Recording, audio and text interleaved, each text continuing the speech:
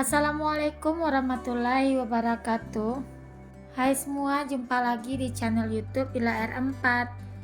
Apa kabar teman-temanku semua? Semoga kita selalu dalam keadaan sehat ya, dimurahkan rezekinya, dilancarkan segala jalan urusannya. Amin. Alhamdulillah, senangnya masih bisa sapa-sapa teman-temanku semua dan share kegiatan aku lagi ya. Nah, ini aku mau bikin lontong ya teman-teman. Jadi malam ini aku prepare untuk lontongnya dan juga untuk sayuran yang aku masak besok. Nah, itu lontongnya aku bikin satu kaleng susu aja ukurannya gitu ya teman-teman. Terus untuk airnya itu aku beri satu gayung itu. Nah, itu gayungnya spesial ya teman-teman, aku beli khusus buat aku masak lontong aja, dan itu bukan gayung dari kamar mandi ya teman-teman. Nah, aku tuh pisah ya gayung buat bikin lontong, jadi biar kalau aku bikin lontong jadi airnya itu nggak kebanyakan dan untuk takarannya itu pas. Kalau aku bikin lontong, jadi untuk satu kaleng susu itu takarannya itu untuk airnya tuh satu gayung. Terus aku tambahkan garam biar untuk lontongnya itu rasanya itu nggak anyep, biar ada gurih-gurihnya gitu ya teman-teman. Nah, ini bukan pertama kali juga ya teman-teman aku bikin lontong kacau. Kalau di tempat teman-teman ini namanya lontong apa ya? Boleh dong komen di kolom komentarnya aku. Cara masaknya seperti ini ya teman-teman. Kita masak aja di dalam periuk. Nah, ini aku periuk bekas magicom lama yang udah rusak gitu ya teman-teman, jadi aku nggak buang, aku simpan gitu. Itu aku gunakan khusus buat masak lontong, karena kalau pakai itu dia itu nggak bakalan lengket atau berkerak di bagian bawahnya itu teman-teman, karena kan itu bahannya tebal ya teman-teman.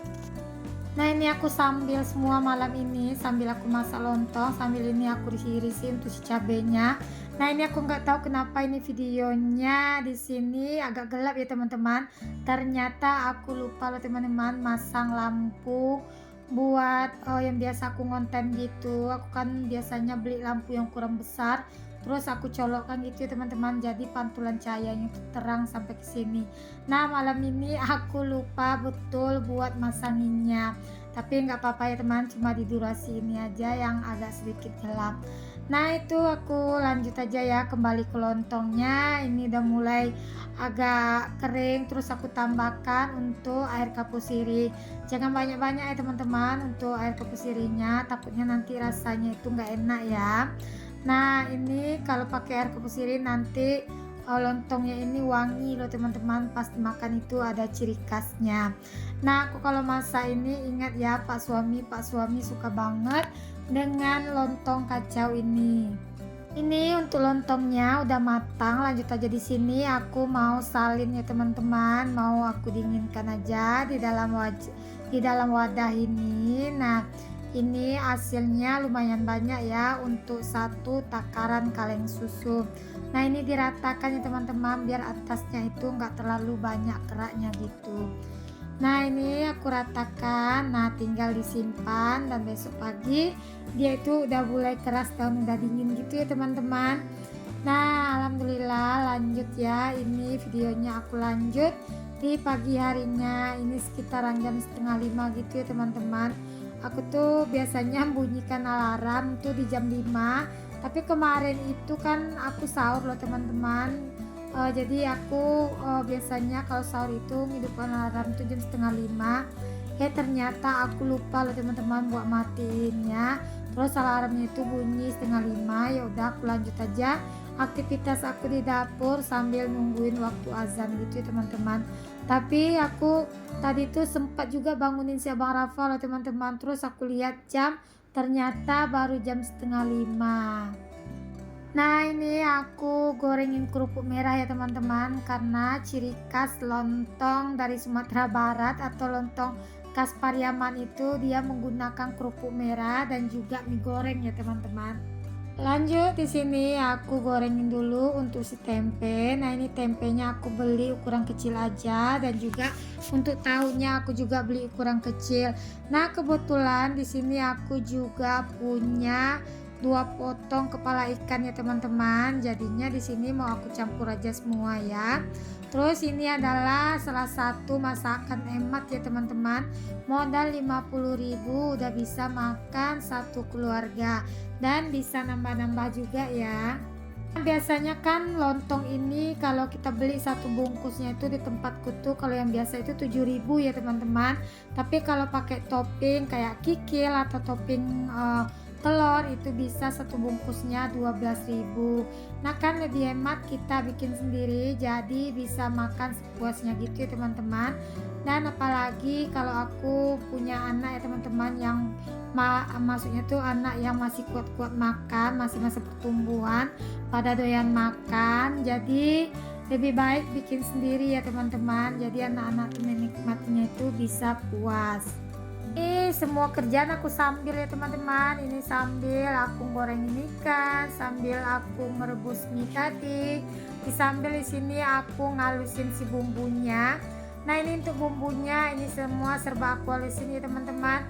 Aku pakai bawang merah, bawang putih, jahe dan kemirinya juga aku halusin.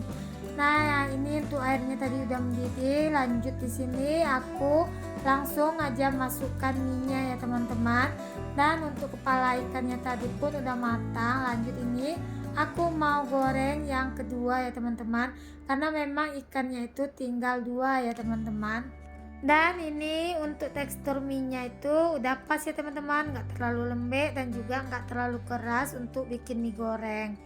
Nah ini untuk ikannya belum matang, terus aku belum angkat ya teman-teman. Nah ini baru ikannya udah matang, baru aku pindahkan ke dalam piring ya teman-teman. Lanjut di sini aku mau langsung aja masak untuk gulainya. Nah aku pun sengaja masaknya itu pagi-pagi ya teman-teman, biar anak-anak itu mana tahu nanti dia mau bawa sarapan pagi ke sekolah atau ke tempat mengaji. Tapi si abang nggak mau ya teman-teman, karena udah minum susu juga sebelum berangkat sekolahnya tadi. Nah katanya nanti aja sampai di rumah dia makan gitu ya teman-teman. Nah kebetulan kan aku bikinnya lumayan banyak, jadi lontongku ini dari pagi sampai malam kami masih makan ini ya teman-teman. Terus tadi kalau ada Rafiq dia juga makan ini, dan aku pun tadi juga masih ada nasi ya teman-teman. Jadi malamnya itu neneknya aku dan adik Rafiq makan nasi gitu ya teman-teman. Nah kan sayang juga ya kan teman-teman kalau mau masak lagi. Ini kan udah sekalian sayur, udah sekalian juga untuk lauknya. Karena kan isinya di sini itu ada ikan, ada tahu dan juga ada tempe. Nah tadi aku juga udah tumis cabai hijaunya, tomatnya, dan juga aku juga udah tumis untuk toconya ya teman-teman. Nah itu aku toco sisaan waktu aku dibawain kakak ipar aku dari Bengkulu ya teman-teman. Jadi masih ada sisa satu, daripada nggak digunakan nanti takutnya expired. Itu pun expirednya udah nggak lama lagi teman-teman. Jadinya di sini aku putusin aja kemarin itu buat bikin gulai toco, dan tinggal aku bikin lontong dan mie goreng aja. Terus kata neneknya anak-anak nggak apa-apa, enak juga sesekali. Nah ini lanjut ya, tadi aku udah masukkan semua untuk sayurannya, dan juga di sini aku tambahkan untuk asam jawa gitu ya teman-teman. Jadi gulai toconya itu ada sedikit rasa asam-asamnya. Nah di sini seasoningnya aku juga udah tambahkan untuk sedikit kaldu jamur ya teman-teman, biar ada rasa gurihnya. Kalau untuk garam tadi pas ngalusin bumbunya aku udah kasih garam ya teman-teman. Jadi untuk garamnya itu ukurannya itu udah pas ya. Nah ini lanjut di kompor sebelah aku mau bikin mie goreng ya teman-teman. Mie gorengnya itu aku pakai bumbu yang aku taruh di kulkas gitu ya teman-teman, yang aku bikin sendiri. Bumbunya itu ada bawang merah, bawang putih, kemiri, dan aku kasih udang itu teman-teman. Jadi aroma untuk mie gorengnya ini wangi banget Dan aku pakai juga di sini cabai kering. Kata nenek anak-anak bumbunya enak loh, karena kan mungkin aku tambahin udang gitu teman-teman, jadi wangi dan gurih gitu. Ditambah lagi menggunakan cabai kering, jadi cabai kering ini rasanya itu pedas loh teman-teman ketimbang cabai basah. Ini tadi aku udah masukkan juga untuk sayurnya, aku pakai kol, terus aku tambahkan bumbu kehidupannya, garam dan juga roiko, dan aku tambahkan juga kecap manis ya teman-teman. Nah di sini aku masaknya itu nyambil ya teman-teman. Nah di kompor sebelah aku masak gulai toco tadi. Ini di kompor sebelah aku masak mie goreng. Nah kalau nggak nyambil nanti kerjaan itu lama selesainya ya teman-teman. Nah aku tuh udah biasa ya teman-teman, kalau kerja itu nyambil, jadi nanti kelarnya itu barengan ya, sambil biasanya aku tuh sambil nyuci, aku sambil cuci piring juga seperti itu ya teman-teman. Kadang aku sambil beres-beres juga di bagian dapur.